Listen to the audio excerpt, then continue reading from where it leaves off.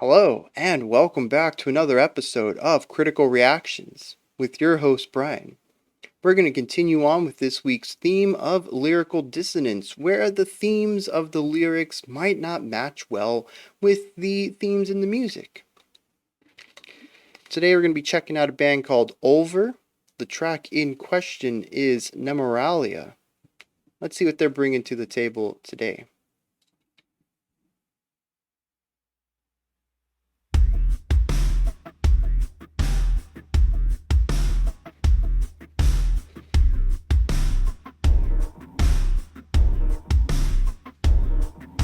Huge bass hits. Funky syncopated synths. A festival of torches joins the lights of the moon. Not what I was expected from Ulver. I don't know what I was expecting, but it was not this. Sleeping with the stars. I'm digging it though.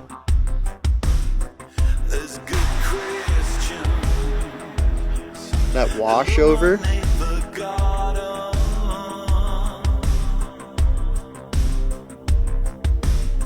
Human candles. That very warm tone kind of rising. Sky. Ooh, rising into some dissonance. Interesting.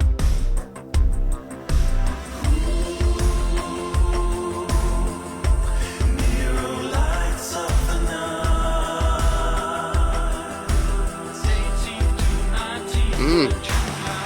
I love that call and response.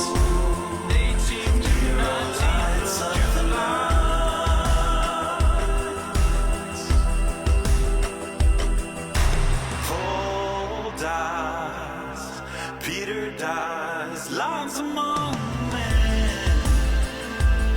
Yeah, dude, it makes me feel just driving down the highway, windows down, nighttime, just existing. Almost too hard to believe.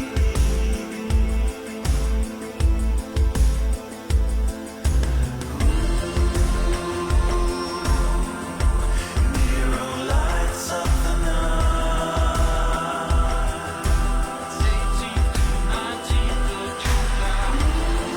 Yeah.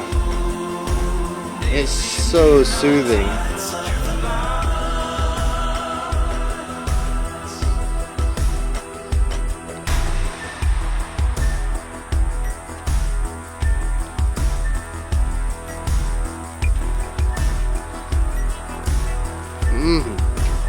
Really interesting rhythmic layering here. Not to mention like the rainfall or static, white noise, whatever on the right side. The princess of Wales, her sexual drive. Stop dead under the river, in the capital of romance. The most haunted body of the I love those little moments of tension. I don't know what they're pointing towards, but I'm curious. flowers crown her head. Ancient goddess of the moon.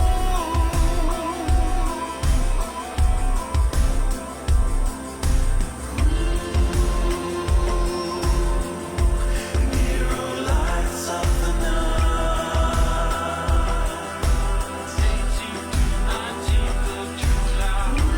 Man, this song is a mood. I'm digging this. I really am. Lights of the night.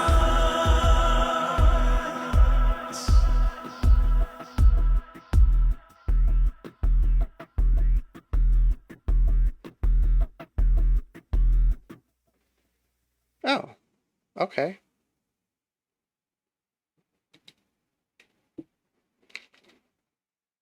Not quite what I was expecting to end.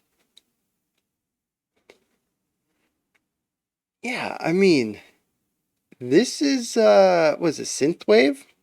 Is that what this is? It's just very mellow, very groovy, very catchy. That chorus is going to be stuck in my head for a while, especially once I see the lyrics and I compare some words with some of the musical phrasings I got from that. Yeah, I might have to just put this on loop for a while. Maybe check out the whole album if it's like this. Um, why was I thinking black metal when I heard Ulver? I don't know, but that's what I was thinking. Um, and very surprising to end up with this. Very chill. I don't think you can get much further from black metal than synthwave. It's the opposite vibe, opposite style, opposite instrumentation, opposite tempo. It's just I don't know. Maybe I'm thinking of a wrong band. I'm pretty sure we've checked out Over in the past, and I just have heaviness, extremeness tied to that name for some reason. I can't remember particularly anything about them. I know exactly what they sounded like, but this was just not it.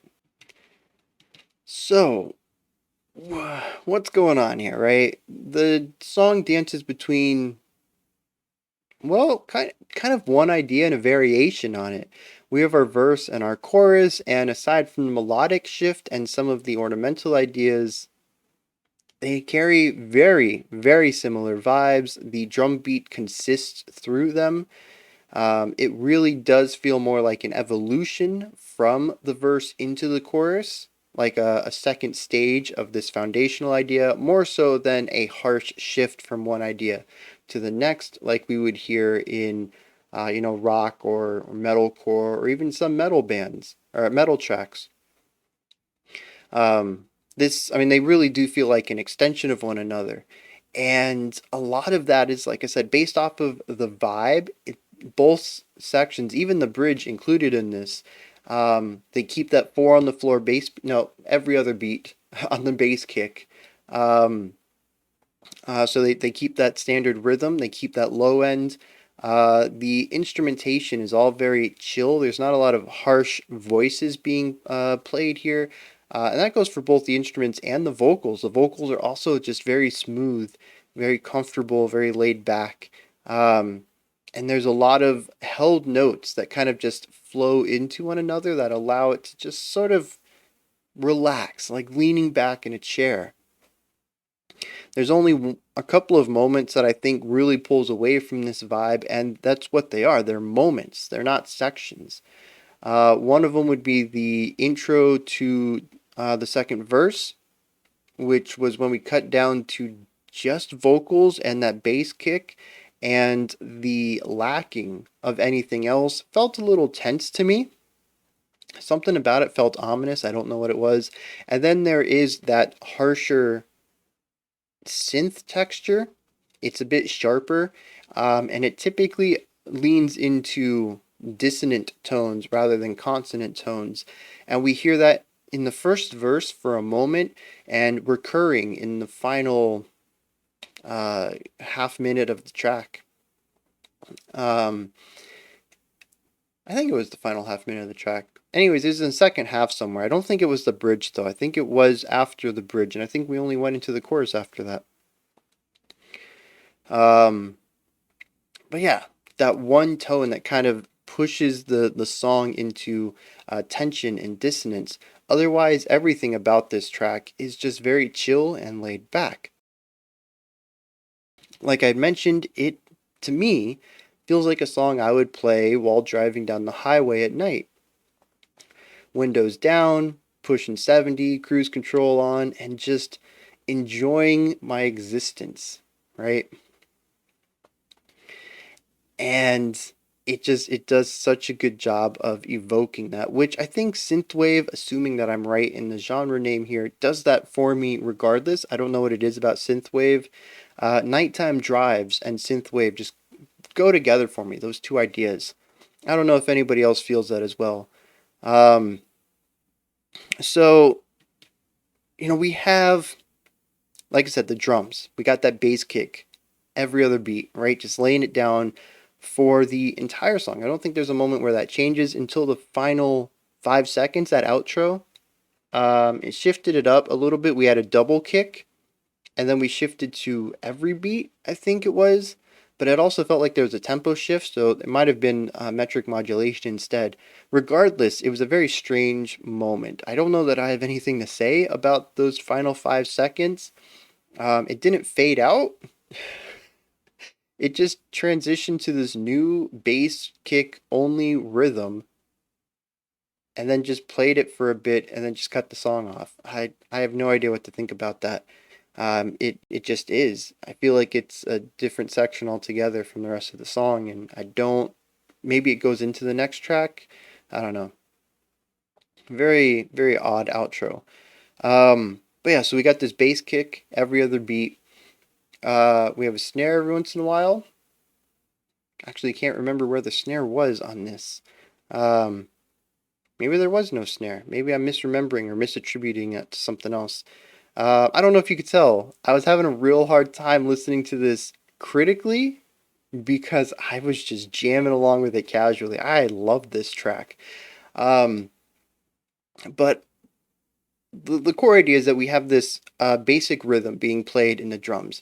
I gotta talk about that bass kick real quick though. It is huge. The song comes in and it just punches, and yeah, it's a very dynamic bass kick sound, and I don't know if that's because I'm using higher fidelity audio for this one. I have shifted over to Apple Music for the audio on these videos, or if it's just because of the way they produced it. But you can hear the punch of it, and then you can also hear it kind of fizzle away. There's this initial hit that kind of spikes the volume, kind of spikes the width as well, and it fades out both in volume and in width. It feels like it just deflates. But it also kind of deflates into a sub bass. That punch is a bit higher in tone, and as the note fades out, it has this sub bass rumble to it. Just a very powerful bass kick. You get the higher end of the punch, you get the punchiness in the higher end, plus the rumble of the lower sub bass aspect, and it just works so well for this. Anyways, like I said, had to gush about that a little bit. It's just really great. Assuming they made it, right? I don't know. A lot of this feels like electronic music to me, which again is not what I was expecting from Ulver. But when it comes to electronic music, I also just kind of associate that with making your own voices and instruments and tones and beats and all that. Um, so yeah, like I said, I don't know if that was a pre-made sample or if they went and made that, but it is a gorgeous bass kick sound. Whoever the producer was on this definitely deserves a raise just for that.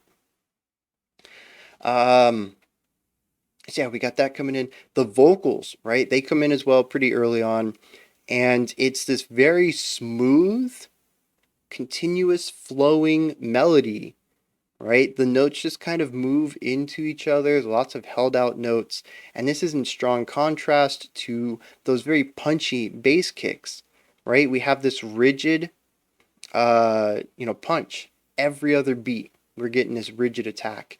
Um, and then on top of that, the second instrument I think we're introduced to is just this moving, flowing idea where one note goes into the next, both because they're kind of slurring their notes together, but even when they have a small break, just because of the width and possible reverb on some of these, on the vocal production, kind of allows the notes to still kind of bleed into each other even if they physically stop singing for a quick moment to take a breath or whatever, they just wanted to punctuate a syllable or something, it still has a little bit of that note resonating afterwards that kind of continues to flow into the next.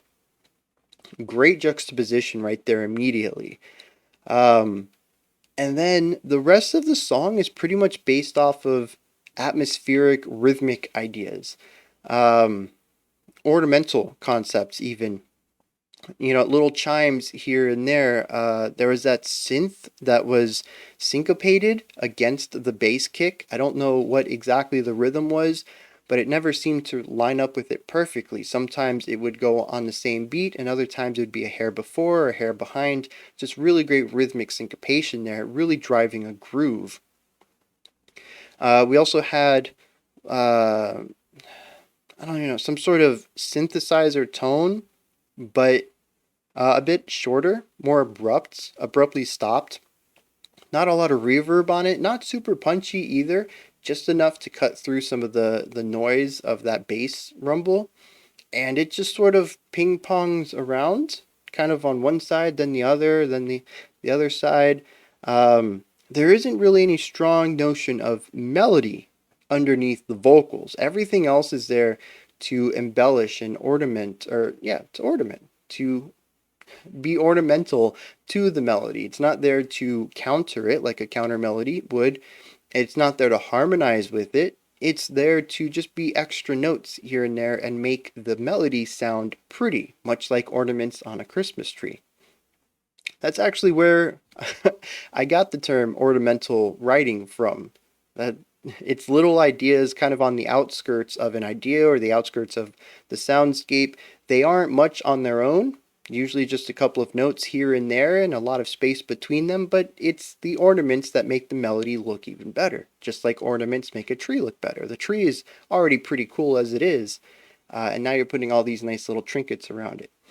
Yeah, so that's what ornamental, that's where I got the term from. Um,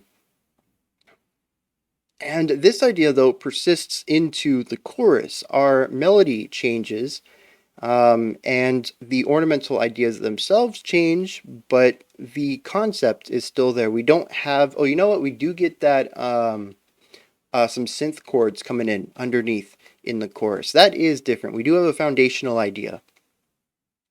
And it's in these string-esque sounds.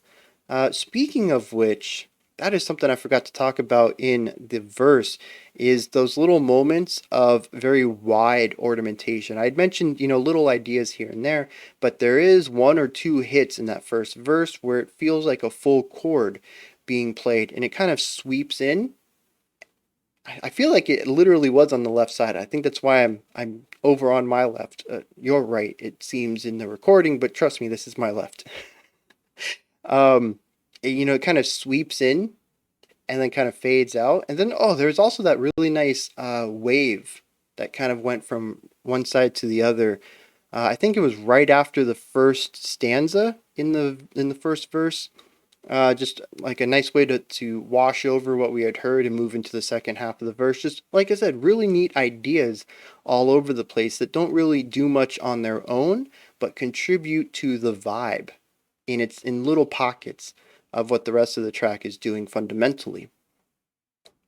The chorus, we get this underlying chordal idea, but we also get the second vocals. And what's interesting about them is they start out as call and response, and then they shift metrically to begin their second line in the middle of the first line. So the idea is the main vocalist sings. As soon as they're done, the left vocalist sings. As soon as they're done, the middle vocalist sings. But then in the middle of it, the left vocalist comes in and they finish about the same time. I think the left vocalist is still hanging on for another beat or two. But yeah, it's really interesting because we alternate and then we do both at the same time. Um, in fact, that rhythm sounds familiar. The boom, boom, boom, boom. Hmm. Pretty standard rhythm. I'm trying to think if there is a name for it. I don't know, but anyways, yeah, very interesting there. Um, but I absolutely love this chorus because the vocals have been brought up a little bit. This whole section feels lighter. It feels like we've lost some of the weight of the track that was keeping us down. The vocals have gone up in pitch. The uh, choir or strings that are providing the foundational chords feel like they're lifting us up as well. Everything just sort of goes to this elation. And I just really love it. It is so smooth and powerful and just uplifting. Which are, being as Lyrical Dissonance Week, I'm very scared to get into the lyrics now. Because this song makes me so happy, which makes me think the lyrics are going to bring me way down. Um, and yeah, again, we get little ornamental ideas around this as well, but I feel like they're a little harder to hear because we do have a fuller production and a foundation. We have the drums, we have the chords, we have two vocals, and the vocals do have a bit more volume and range to them now. So, but if you listen, there's still some neat ideas bouncing around. We go back to the verse, and it's a little bit different. Like I said, we start without anything. We just have the drums and vocals for 4 bars or so before bringing everything else back in, and then we move back into the chorus. After this, we move into the bridge, and the bridge is a little interesting because we begin to see a little bit more playfulness. There's more rhythmic playfulness in sort of the ornamental ideas that are bouncing around. We also hear something really neat in the drums.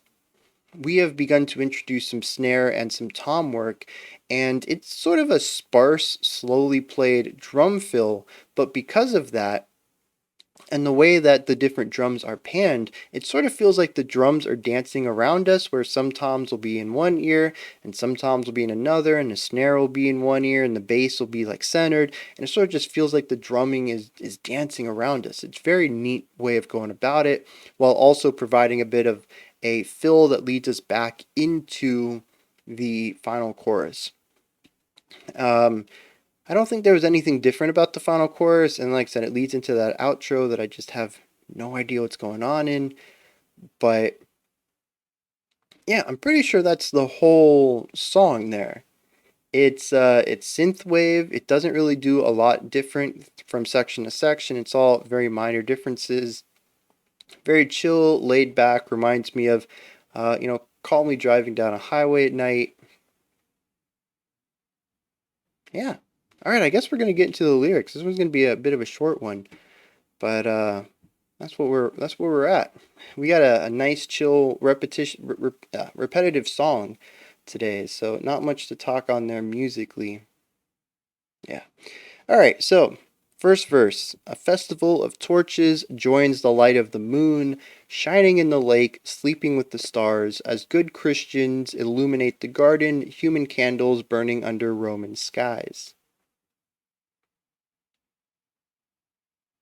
Hmm. Festival of Torches joins. So it was at nighttime, and they have some fire going over a lake. Good Christians illuminate the garden. Human candles burning under the Roman sky. Well, that doesn't sound very good. Oh, Nero lights up the night, 18th to 19th of July.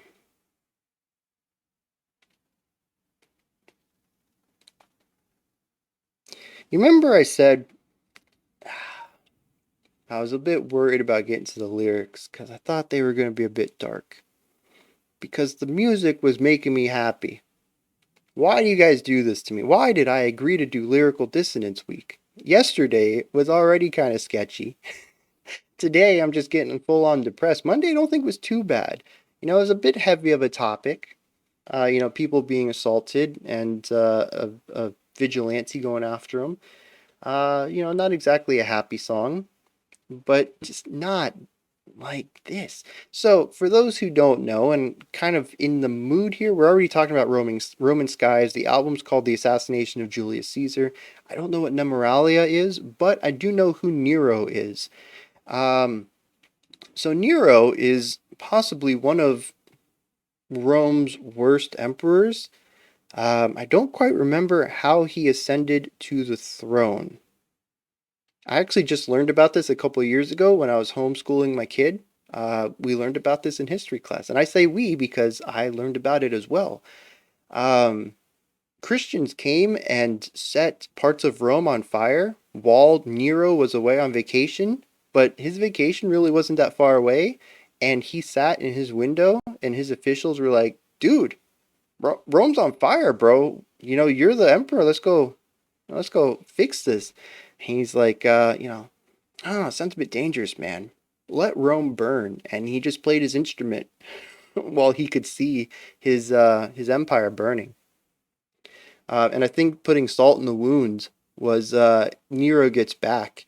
And I don't know if they're going to touch on this, but I always thought this was just the worst. He gets back though, and he's like, "Oh, now that this building is incinerated. I've always had plans to put something here. I don't remember if it was like, uh, I don't know, a library or a new mansion or something. But yeah, like he had plans to put something in this area, but something big was there already. And he's like, now that it's not there, I guess we can go through with my plans of building this thing for me that only I will love and enjoy and put it on top of, something that y'all really needed but burned to the ground because I wasn't here. Like, the dude was just terrible. But it's interesting, it says Nero lights up the night because I don't remember Nero orchestrating it. I could be misremembering that, but I remember Nero was just nearby and saw it happen, and he just happened to be out of the city, is what I remember. But yeah, so human candles, that would be, the people burned because of. I think what it was this was the time when Christianity was starting to spread through Europe, and the Romans, I think Julius Caesar, who was before Nero, was one of the first ones to introduce Christianity as a valid religion in Rome, if I remember correctly. A lot of this might be sketchy. If you're interested about any of this, go check it up. But I think Nero was one of the first ones to be adamantly against the Roman mythology and Roman gods, if I remember correctly. I don't remember. I don't know. Like I said, I'm a bit sketchy here. But anyways, there was some clashing between Christians and people who still, practiced the. I don't know if you would call it worshiping, but practiced the rituals of the Roman gods. And so some Christians went just started burning some of Rome. I think it was specifically Roman temples. But again, you know, I only just learned about this, and it was a long time ago. So a long time, 2 years was now a long time ago. But yeah, I think that's what we're alluding to here. And maybe this was called Nemoralia, historically speaking. That's what the event's called. I don't know. Um,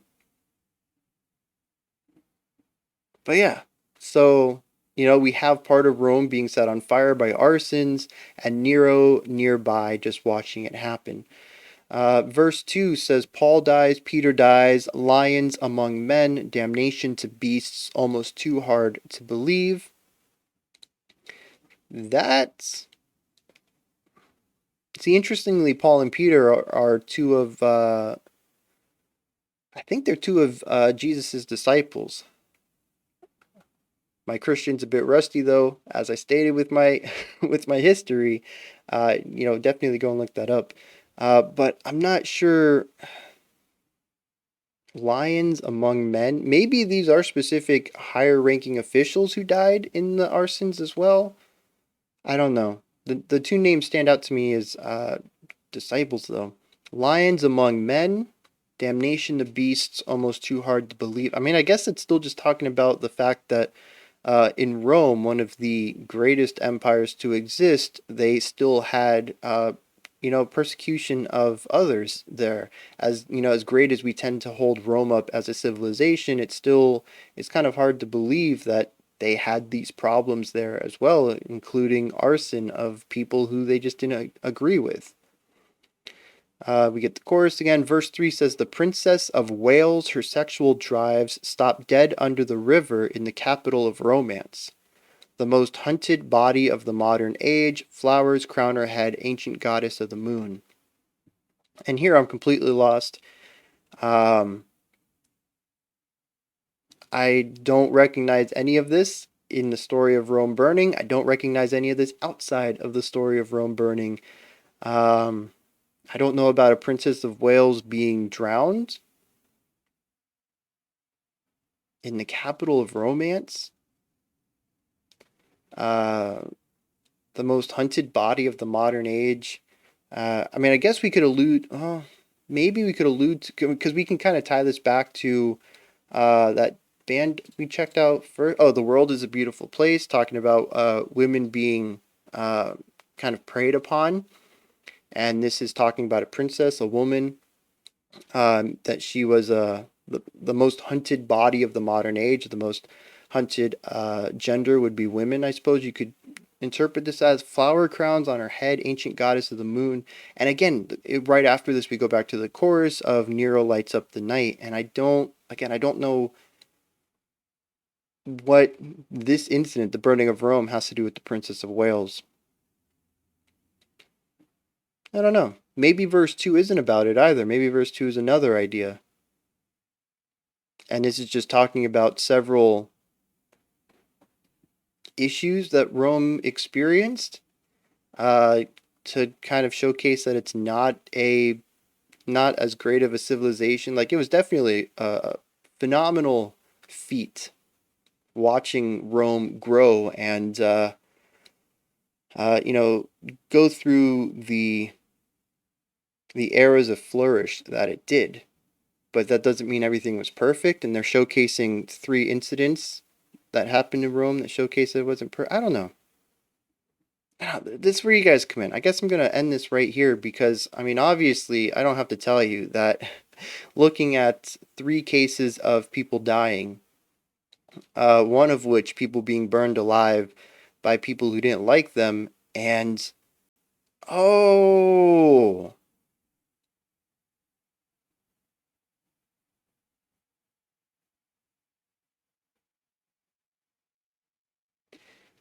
so the first verse and the chorus go hand in hand.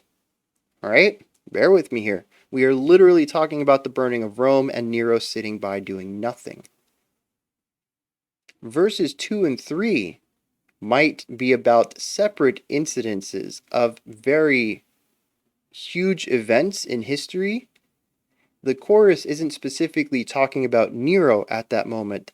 The chorus is talking about the ruling class at the time, or for the area, not doing anything for those incidences. When the Princess of Wales died, the metaphorical Nero of that time, and for whatever area that was, I'm going to guess Wales, England, is that? Did nothing about it. It was, a huge news thing. People wanted justice or whatever. Nothing happened. Much like people wanted justice during the burning of Rome and nothing happened. Nero sat by and let it happen. Maybe that's what this is about. High profile events where the ruling class did nothing and allowed these monstrous events to happen. In which case, now we have a pattern of darkness that is sung about so beautifully and uplifting and light and chill. So yes, lyrical dissonance. These 2 ideas do not mesh, or at least the 2 themes don't mesh. We have a lot of weight and sort of anger versus chill and laid back. And yeah, that meets this week's theme. This is where I'm ending it. If you have any insight into verses 2 and 3, what those are specifically about, I'd love to know. Especially, well, I would love to know if it supports my idea that we're just looking at situations where ruling class did nothing during prolific events. But also, if I'm wrong about that, I'd still like to know as well. And then, I had a couple of fact adjacent statements earlier about Roman history and a little bit of Christianity. If you guys want to correct me on any of that or let me know that I was accurate, that works as well. I don't like to regurgitate. Well, it might not be, it's not really regurgitation. I don't want to put false information out there, but I don't want to just gloss over a concept because I'm not 100% sure of what it is either. So, I might have been wrong in those cases. Go ahead and correct me 100%. That way I don't repeat this stuff again. When you're done commenting, though, head up to the description box. In there is a link for Linktree. Take you to this menu right here. Has everything related to the channel. You can pick up some merch, join the Patreon so you can vote on future themes and songs, join a Discord, chat with the rest of the community, or follow me on Twitter. Above that, if you could, like, subscribe, and ring the bell. Greatly appreciate all 3 of those. All right, we have a special selection coming up next. Otherwise, I'll see you guys tomorrow, 5 p.m. Eastern Standard Time, 9 p.m. UTC. We're going to check out another lyrical dissonance track, and a special selection. Until next time, remember to be critical, not cynical, of the music you listen to, and have a fantastic morning, afternoon, or evening whenever you choose to watch my videos.